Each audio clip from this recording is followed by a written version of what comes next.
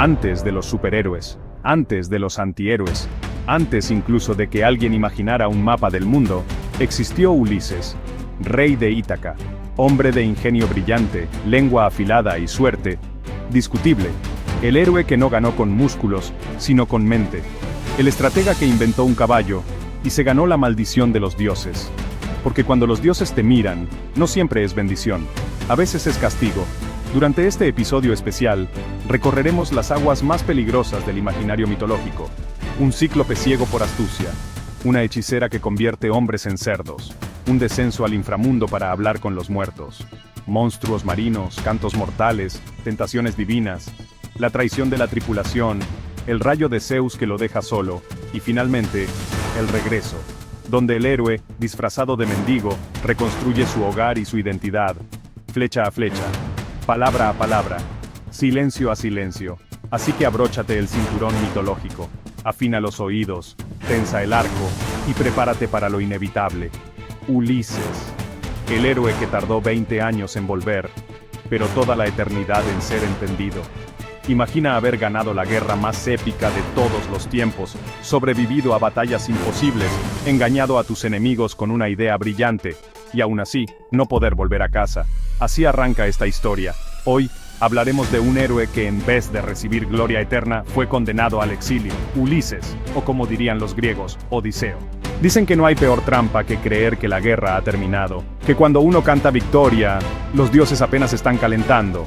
Ulises, el astuto rey de Ítaca, el inventor del caballo de madera, el genio que puso fin a 10 años de guerra, finalmente embarca rumbo a casa. Y sí, la emoción es real. Volver con su esposa Penélope, abrazar a su hijo Telémaco, acariciar las piedras de su palacio. Pero, ¿acaso los dioses tienen el mismo concepto de final feliz que los humanos?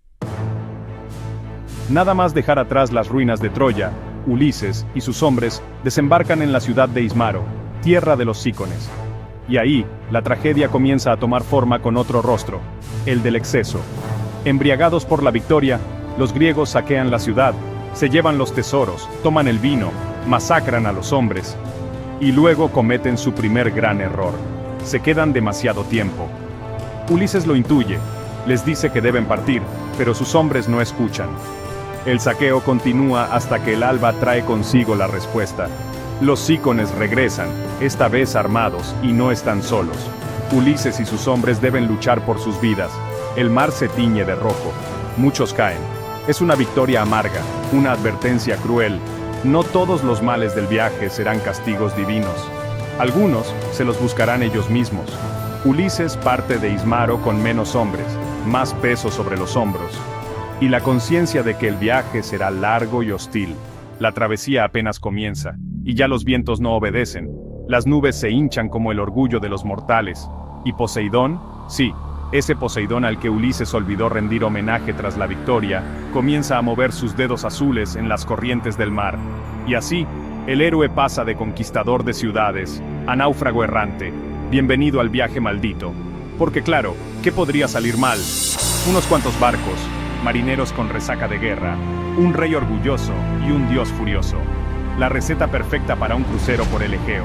Ulises ni siquiera ha calentado el trono de su navío cuando llega la primera parada sorpresa, la tierra de los lotófagos. Los lotófagos, esa simpática gente que vive para masticar flores y olvidar. Un pueblo relajado, demasiado relajado. No hay guerras, no hay planes, no hay memoria. Los compañeros de Ulises prueban el loto. Una flor que no mata, pero desactiva. Se olvidan del viaje, de Ítaca, de todo.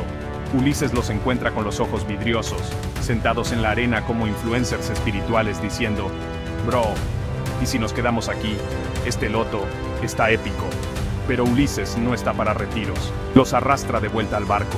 Y mientras lo hace nos deja una advertencia que aún resuena siglos después. La mayor amenaza no es el enemigo, es el olvido de lo que uno busca. Aquí empieza el verdadero viaje. No una travesía geográfica, sino una odisea interna. Ulises cree haber ganado la guerra, pero aún no ha vencido a su propio destino. Cada tormenta, cada desvío, cada isla, será una prueba más. Y mientras los dioses juegan a las corrientes, el héroe se enfrenta a lo que muchos vivimos aún hoy. Ese momento en que creemos haber alcanzado la meta, y todo se vuelve a torcer. Cuando el contrato está firmado, la relación parecía estable, o el camino claro, y de repente, la vida nos lanza a la deriva, porque el destino, como Poseidón, no siempre está de acuerdo con nuestros planes. Ulises aún no lo sabe, pero ha dejado de ser un guerrero, ahora es un náufrago del alma. Y esta no es la historia de un regreso, es la historia de un hombre que aprenderá, a golpes y olas, que la gloria es efímera, y que los dioses nunca olvidan.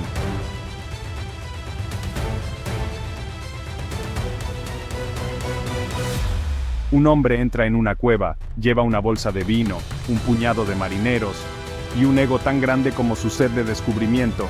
Su nombre es Ulises, y está a punto de ganarse el odio eterno de otro dios. Spoiler, no será el último. Y como buen turista griego, Ulises hace lo que ningún guía recomienda. Entra a una cueva misteriosa sin permiso del dueño.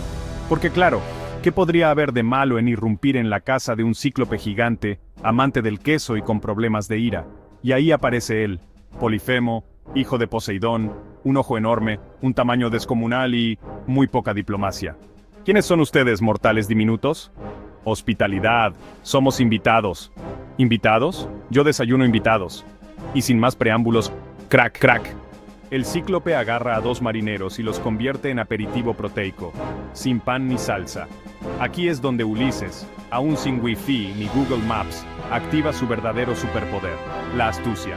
Saca su mejor vino, un tinto dulce traído desde Tracia, porque Ulises no viaja sin estilo, y se lo ofrece a Polifemo. Bebe, gran señor, y dinos, ¿cuál es tu nombre? Mi nombre es Nadie. Sí, Ulises le dice que se llama Nadie, y Polifemo, ebrio y feliz, lo cree.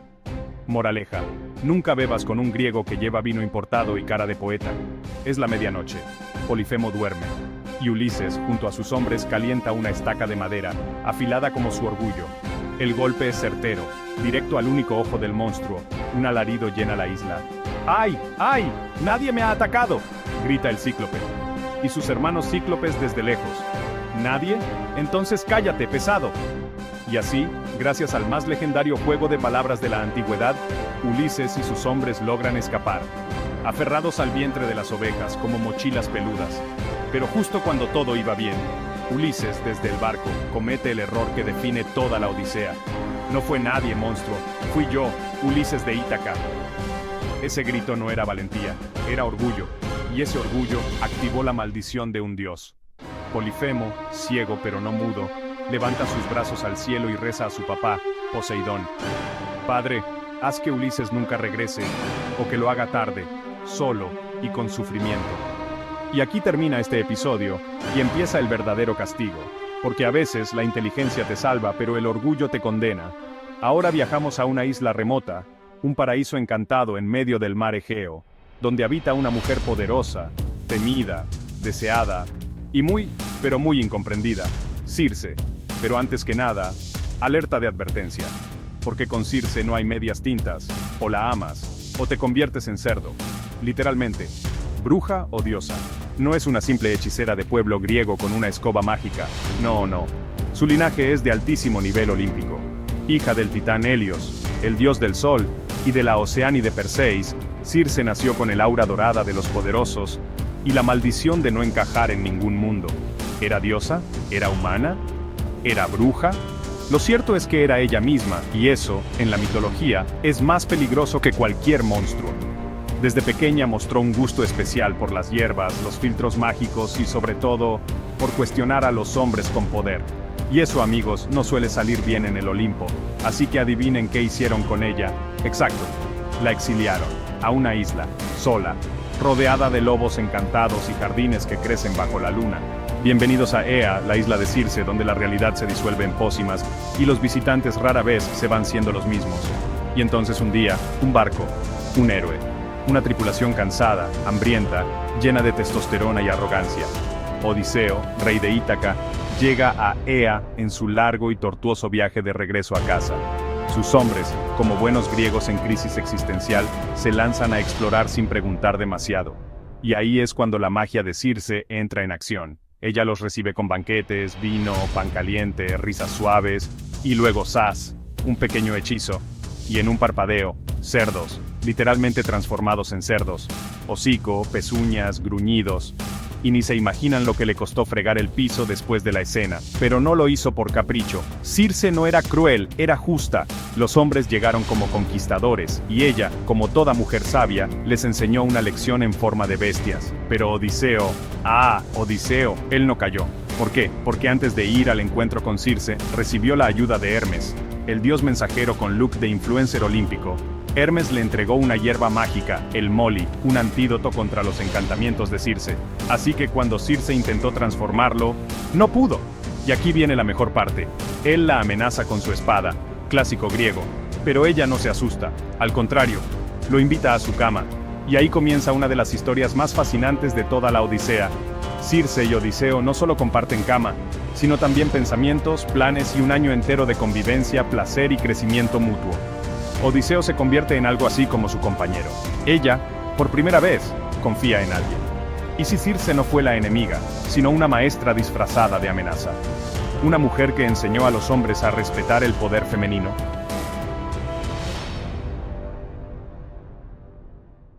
Y ahora, el viaje más oscuro que ha hecho Ulises hasta el momento. Sí, más oscuro que el canto de las sirenas, más inquietante que los cíclopes.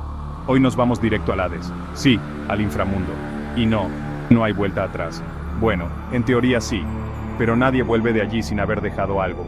Todo comienza cuando Ulises llega a una tierra desierta, cubierta de niebla. No hay árboles, ni brisa, ni vida, solo un silencio que pesa como una losa. Ulises ha seguido las instrucciones de Circe. Para regresar a Ítaca, no basta con navegar. Tiene que enfrentarse a los muertos.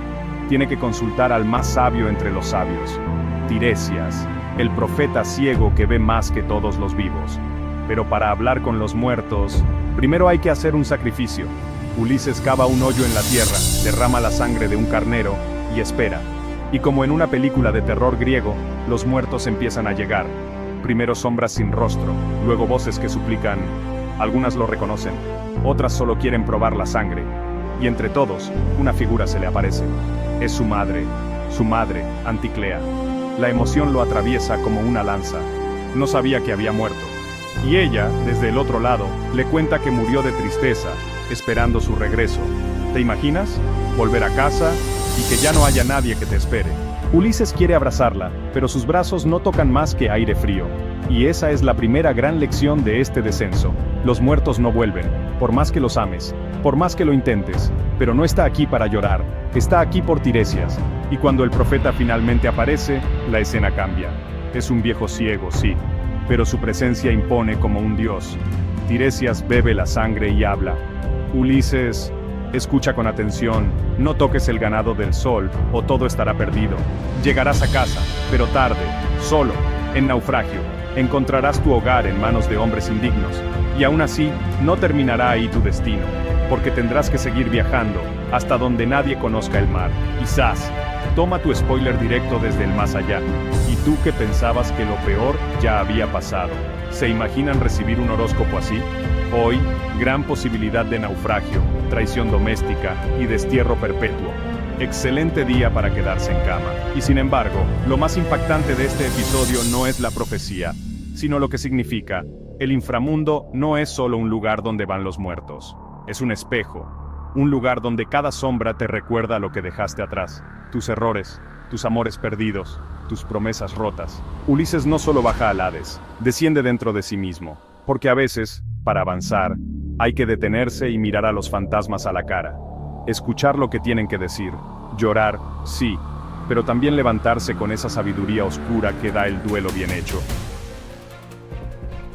El mar está en calma, demasiado calma, Ulises lo sabe. Esa quietud no es un regalo, es una advertencia, porque en la Odisea, cada vez que las aguas parecen amables, es que viene el verdadero peligro. Hoy no enfrentará ejércitos, ni monstruos gigantes, ni hechiceras con varitas mágicas. Hoy se enfrentará al canto, a la belleza, al dilema, y a la pérdida inevitable, las sirenas. No tienen cola de pez ni bikinis de concha, olvídate de Disney. Son criaturas mitad diosas, mitad pesadilla auditiva, que cantan con una voz tan perfecta que los hombres se arrojan al mar por ellas, y no regresan. Pero Ulises, como siempre, quiere ver qué hay detrás del mito, escuchar sin morir, porque la curiosidad no mató al gato, mató a varios griegos antes que a él. Solución: cera en los oídos para todos. ¿Y tú, Ulises? Atadme al mástil, y pase lo que pase, no me soltéis. Imaginen la escena. El barco avanza, la música se intensifica. Ulises se retuerce, grita, suplica, llora, pide que lo suelten, pero sus hombres obedecen. Él escucha todo, y sobrevive. A veces parece que para resistir la tentación, no basta con fuerza de voluntad. Hay que atarse, literalmente, pero las sirenas son solo el aperitivo, porque más adelante, el mar se divide. A la izquierda, Escila, una criatura con 6 cabezas que arranca marineros como si fueran snacks. A la derecha, Caribdis, un remolino monstruoso que traga barcos enteros 3 veces al día. Puntual, como un reloj infernal, Ulises piensa, ¿y si bordeamos Caribdis? Nos tragará. ¿Y Escila? Perderemos hombres. Pero el barco sobrevivirá. Y aquí está el dilema eterno. ¿Preferimos perder un poco o arriesgarlo todo? Ulises toma la decisión imposible, pasar junto a Escila. Y como estaba escrito, 6 hombres desaparecen. Ni gritos ni despedidas. Solo un instante, y el vacío. Hay momentos en la vida donde no hay victoria limpia, donde cada opción duele. ¿Cruzas el estrecho sabiendo que algo perderás? ¿O te paraliza el miedo a perderlo todo?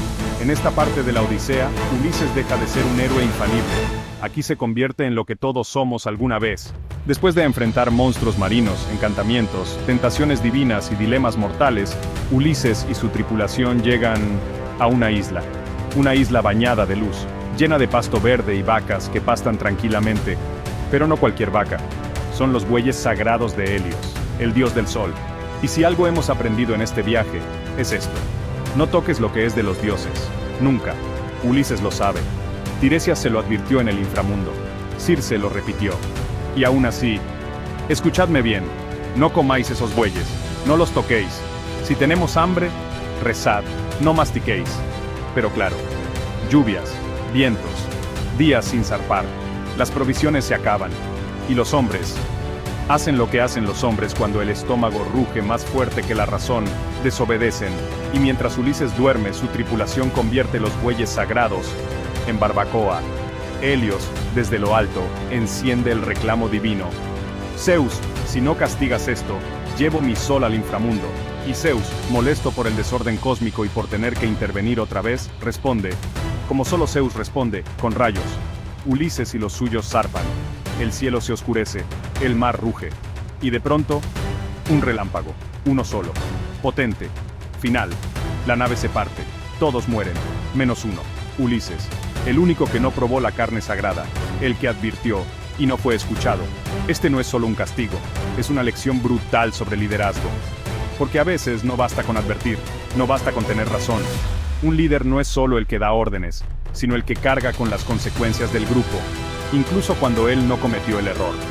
Ulises sobrevive, pero sobrevive solo, no queda gloria, no queda tripulación, solo naufragio y silencio. Después de perderlo todo, el barco, los hombres, el rumbo, Ulises naufraga en una isla que parece fuera del tiempo, Ogygia. Allí vive Calipso, una ninfa inmortal.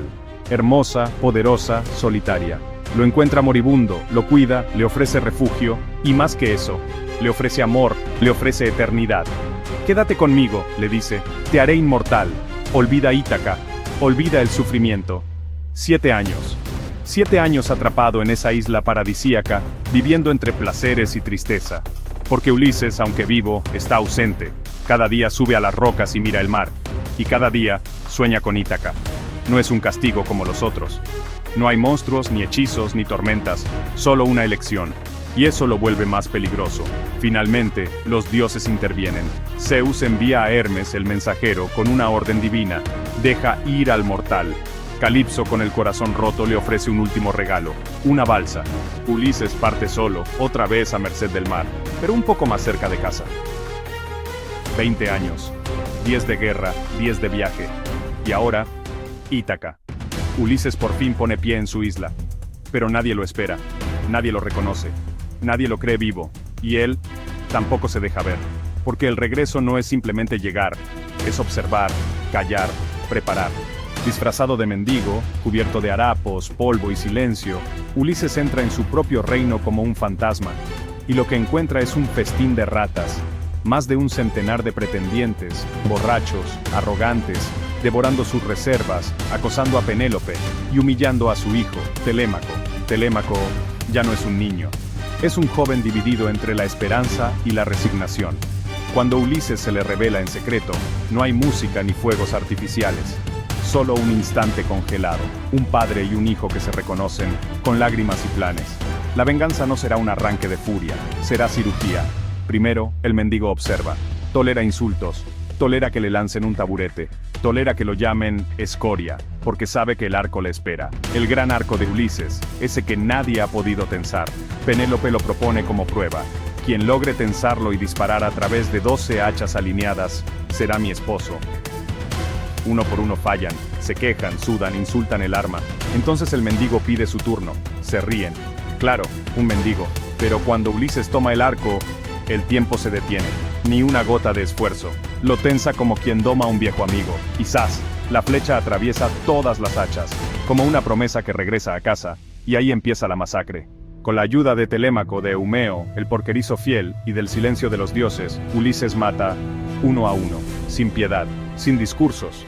No hay lugar para redención, solo justicia, fría, demorada, total. Pero hay una batalla más difícil que todas las anteriores. Penélope. Ella que esperó, ella que tejió y destejió por años, ella que vivió rodeada de mentiras, necesita pruebas para creer que ese mendigo es su amado esposo. No basta con la cara, ni con el arco, ni con las palabras. Ella lanza una última trampa, le pide a una sirvienta que mueva su cama, y Ulises, indignado, responde: «Imposible, esa cama está tallada en el tronco de un olivo vivo, nadie puede moverla sin destruirla». Entonces, Penélope llora, porque ese secreto solo ellos lo sabían. Y así finalmente, después de guerras, monstruos, hechizos, tormentas, tentaciones, hambre, muertes y trampas, Ulises regresa, no solo a su casa, a su humanidad, a su amor. Ítaca no era un lugar, era una idea, un recuerdo que lo empujaba a seguir, un faro que no brillaba en el horizonte, sino dentro de él. Porque el viaje de Ulises fue más que un retorno, fue la transformación de un guerrero en un hombre. Y así termina la historia, o al menos eso creemos. Ulises ha vuelto, ha recuperado su casa, su nombre, su esposa, su trono, ha vencido a los dioses, al tiempo, a los monstruos, y sobre todo a sí mismo. Pero el precio ha sido alto. No volvió el mismo hombre que partió. El guerrero se volvió errante. El astuto se volvió cauteloso. El rey, humilde. Porque no hay viaje más largo que el que nos obliga a mirarnos por dentro. La Odisea no es un cuento de marineros. Es un espejo del alma humana, del deseo de regresar, del miedo a perderse, de las decisiones imposibles, de la fidelidad a un hogar que quizás ya no nos recuerda. Ulises somos todos, el que lucha 10 años por alcanzar algo, y tarda otros 10 en comprender por qué lo quería. El que se enfrenta a tentaciones, naufragios, olvidos, y aún así sigue remando, porque Ítaca no es un lugar. Es una pregunta, una promesa, una dirección que nos mantiene en movimiento. Y cuando al fin la alcanzamos, descubrimos que el viaje, en realidad, nunca fue hacia afuera, sino hacia adentro. Gracias por acompañarnos en esta travesía mitológica, porque en el fondo, todos llevamos un poco de Ulises en los bolsillos, y todos, alguna vez, buscamos volver a casa. Aquí termina la Odisea. Pero en Guardianes Mitológicos, la aventura apenas comienza.